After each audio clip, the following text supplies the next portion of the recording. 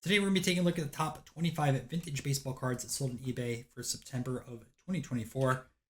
The cards have to be earlier than 1979. No duplicate cards are allowed, but I do allow for any autograph or variations. Variations can be different T206 backs. Autographs, for example, let's say you had two 1952 mantles, one signed, one non-signed. Well, statistically, both should make this list, so they would both be allowed in here. And lastly, allow graded and raw cards. In this category, it tends to be all graded cards, but occasionally a raw card will sell in the top 25 or honorable mentions, and I will throw it in here. Before we jump into the list, though, this video is sponsored by Mantle, a social media platform for collectors. I've been using Mantle now for about 2 months, and I really enjoy it. This is a post by Sports Collector Digest magazine where you have Judge, Mantle, and Joe DiMaggio. They talk about some of their best cards. And imagine like a mixture of just Twitter and Instagram. Twitter for up-to-date news on collectibles, right? People talking about that or top cards. And then Instagram where you can see specific cards that someone owns. This is a Mantle piece that I recently posted on the T428 United States flag. Love it. Best part is you're not going to have to deal with political debates. So you're not going to have to see two people arguing over what candidate is the best or policies. Instead, you can just take a look at pictures of cardboard.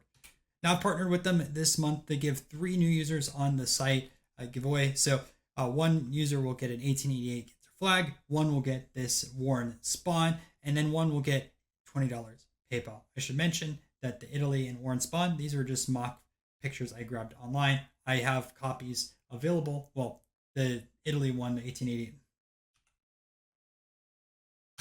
And I've partnered with Mantle for a new user giveaway for subscribers of the channel. So I'm going to be giving away essentially three cards this month to new Mantle users. One's going to be an 1888 Ginter flag. I have a stack on my desk, so we can choose one of those, whatever country you want. 1960 Warren Spawn. Mine is not mint, but it looks very nice. And then also $20 PayPal. You can purchase whatever card you want with it. If you guys want to support the channel and appreciate these videos that I make every single month, whether it's card show vlogs or these top 25 lists, I have a link down below in the description and comment section. It's 100% free to join. Check it out, make some posts, and you'll be entered into the giveaway. With that out of the way, let's take a look at our first card, which is a 1968 Nolan Ryan rookie card. I was shocked how many 8s there are out there. There's 757. This one sold for $9,800. Up next, we have a 1928 Yinglings Lou Gehrig ice cream. There's multiple sets with the same design: Harrington's, Sweet Man, Tharp, and also Yingling. This in a 5 sold slightly under $10,000. Gino, I'm going to butcher the last name, so I'm just going to say Gino C. This was the only PSA 10 of them in the set, and this also sold slightly under $10,000. All right, we have a 1958 Roger Maris in 8.5. There's 4 9s out there and 8 8.5s. This one sold for $10,000. I'm curious how Roger Maris cards are going to do in the long run, especially since Judge broke his record and is getting close to the last few years. 1916 M101 Hannes Wagner. Wagner played till 1917, and this is towards the end of his career, which typically card values tend to taper off. Also, we have Babe Ruth in the set, the iconic Babe Ruth rookie card. And this 4 sold for $10,000. Quite OC, but I do see that happen quite a bit within the set. 1954 Richie Ashburn in the 7. This is a grayback. Now 52 Tops has graybacks, and so does 54. The theory for 52 Tops is those were issued in specific areas in the Midwest, but not Canada. 54, it's rumored that these cards were issued out of Canada. And it only impacts cards numbered 1 through 50. These are extremely tough to find. This one sold for $10,000. The T206 Ty Cobb in a 4 bat off shoulder.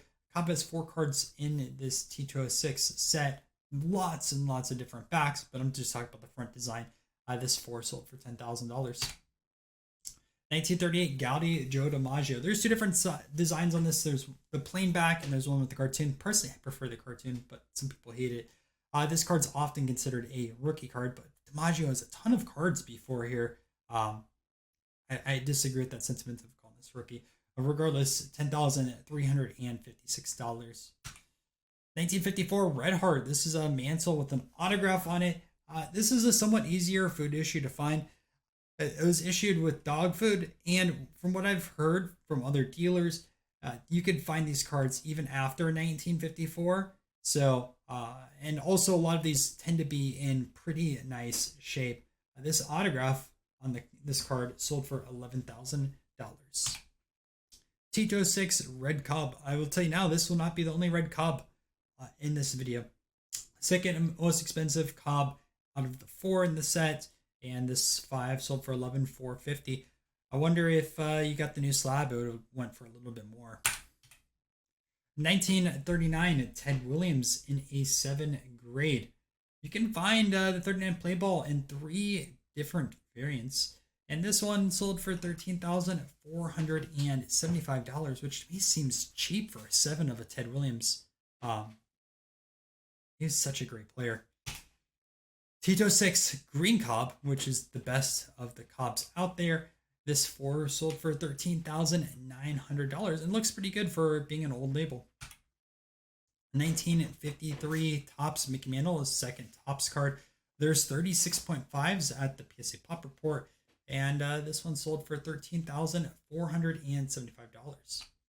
Another Mantle 1954 Bowman. There's 88 PSA 8s, 7 8.5s, and 11 PSA 9s with 0 10s out there. This 8 sold for $17,000.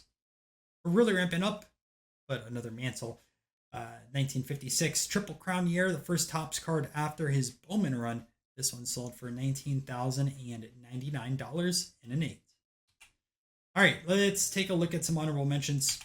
So up first, a 1970 Red Jackson in a 9. This one sold for $5,700. Second year, there's only one PSA 10 out there. 1949 Leaf Stan Musial. I used to have one of these, I think, in like a 1.5. Sold it. This one sold for $6,100. It actually looks pretty nice for a 6. Obviously, some centering issues, but that tends to happen with these 49 Leafs. 1919 to 21 W514 Joe Jackson. I believe this is his last playing day card. This sold for $6,407. 1914 Cracker Jack Miller Huggins is famous for being a manager of the Cardinals and also the Yankees. This is the tougher Cracker Jack year to find in higher grade and just in general. And this sold for $67.41. A coupon Ty Cobb. I want to say this is one that recently sold at auction and someone resold it on eBay. This sold for $67.99. There's 3 different types of coupons. This is a type 2. Type 1 coupons, in my opinion, should count as a T206. Some people don't count it as a T206. I think it came from Burdick that he kind of classified it as differently. But 3 different years on these coupons. This is 1914. Type 3 is 1919. 1948 Leaf Ted Williams. Shouldn't really say 49 Leaf, as he was also the 1949 MVP. 7777 for a PSA 7.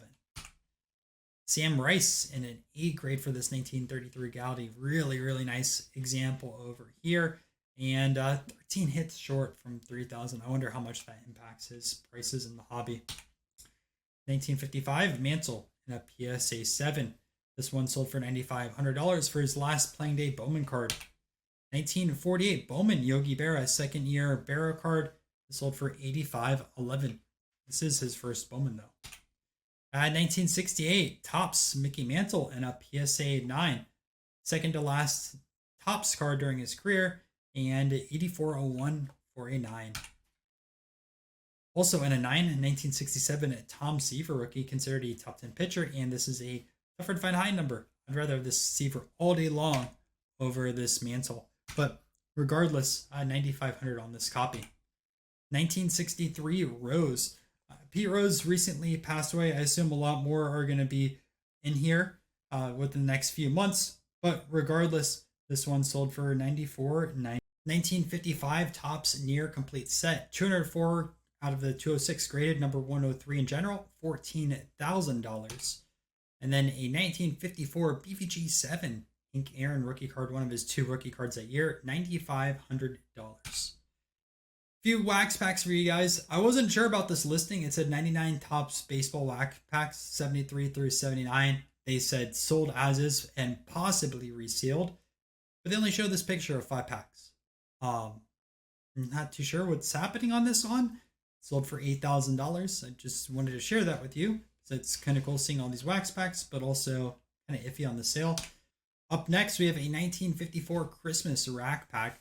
I did a little research on that 54, and this is what some of the members said. They were put together years later in most cases, not official Topps rack pack, and it said hidden cards are typically OC. But what's interesting on this one is you have Berra, Lasorda, and then you also have a Hank Aaron rookie in the back. Some people in the Net 54 thread I was reading up said these were created either like the late 50s or early 60s. But still, this is an interesting pack. It sold for $30,000, which seems very steep. I assume someone thinks this Aaron's going to grade really nicely, as well as the Berra and Lasorda. Here's some of the math behind it. All right, let's jump into our top 10. Up first, 1952, Jackie Robinson in a 6. This one sold for almost $20,000. 1933, Babe Ruth in a 5. 24,637, one of the 4 Ruths. You'll see a few others, I believe, on this list. A GAI, Ty Cobb. This actually got crossed over, and there's a full YouTube video on the crossing of this card. I'm going to put a link to it down below so you guys can hear the whole story. But what's really interesting is this is a factory 42, which is a very tough to find Piedmont back, and it's not even labeled on the slab. Another 33 Gowdy Ruth, another 33 Gowdy Ruth in a 5.5 at $30,100 in the 7th spot. 1952 Willie Mays PSA 7, 31,308. Jumping into our 5 spot, 1949 Leaf Jackie Robinson in his 6. Speaking of 49 Leaf, I believe the next one's another one. The Satchel Page. I'd much rather have this Satchel Page 2.5 than this Jackie 6. This 2.5 has a ton of eye appeal, and it's short printed within the set. In our 3rd spot, a 51 Bowman Mantle in a 7.5. To me, it's a little OC for a 7.5, but the corners do look pretty sharp on this card. I don't think it would cross 1-to-1. Now it's sold for $42,700.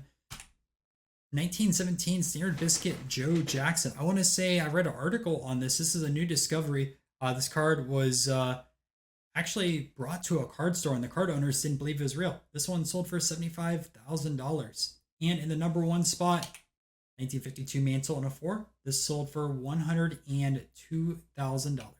Hope you guys enjoyed this video. I'm going to put last week's video on the screen right now. And thank you to the following channel members. If you want to join the channel, you'll be featured on this last page. All right, see you guys in another video.